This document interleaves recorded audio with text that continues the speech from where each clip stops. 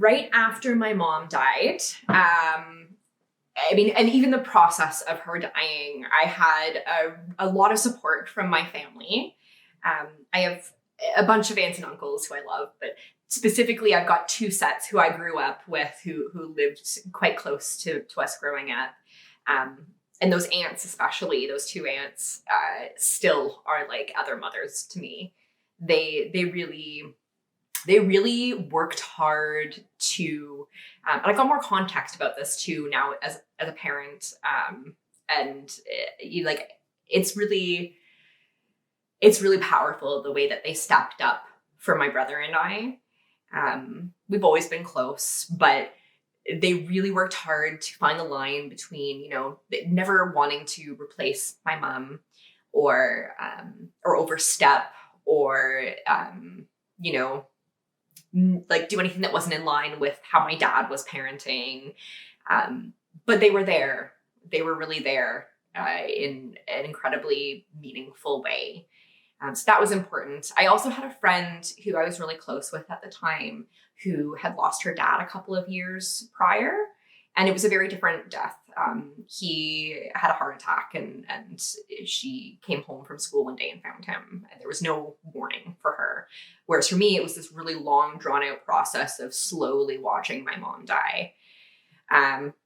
So she was someone I talked to a lot, but that was harder because we were 15, 16, and she was still really fresh in her own grief. I remember hearing from like a mutual friend of hers and mine at one point that, maybe you should not be talking to Rachel so much about your grief because it really triggers her grief.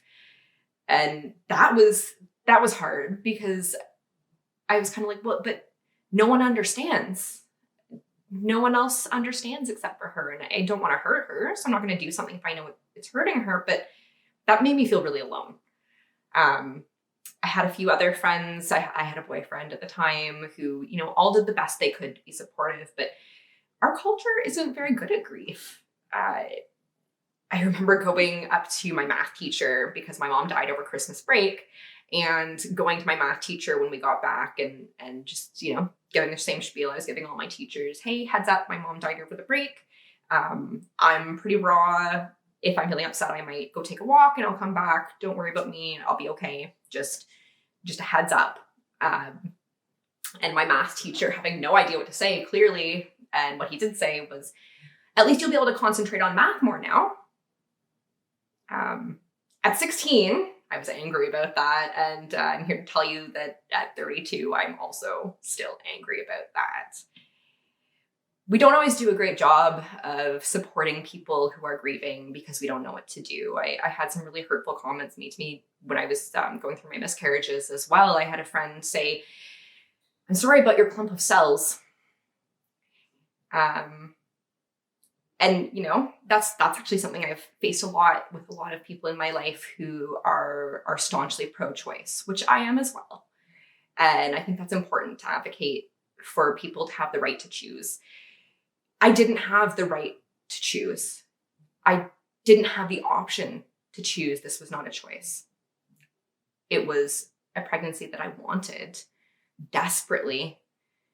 And to have someone respond that way really hurt and was not supportive. So as I have grieved over, the span of a decade and a half, both of these kinds of losses, I've really seen some great examples of support, and I've seen some people who I'm sure meant well, just really missed the mark. My hope is that by talking about grief and about really hard things and hard feelings, that maybe people will be a little bit more comfortable supporting people in their lives who are grieving, or at least not say something that insensitive.